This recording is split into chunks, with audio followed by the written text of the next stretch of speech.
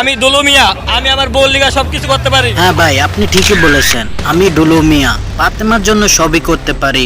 এটা একটা ডিপেন্ড ক্যারেক্টারের মুভি দরদ।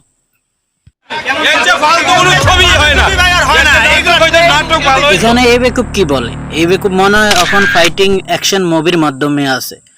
বেকুব এটা একটা ডিপেন্ড ক্যারেক্টার, যে এই মুভিতে বুঝিয়েছে দরদ, যে তার স্ত্রীকে কতটা ভালোবাসলে সে কি পর্যন্ত যেতে পারে।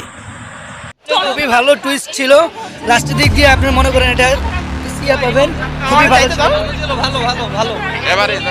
অনেক ভালো ছিল, এই কারণেই তো সাকিব খানের দুইটা বউ।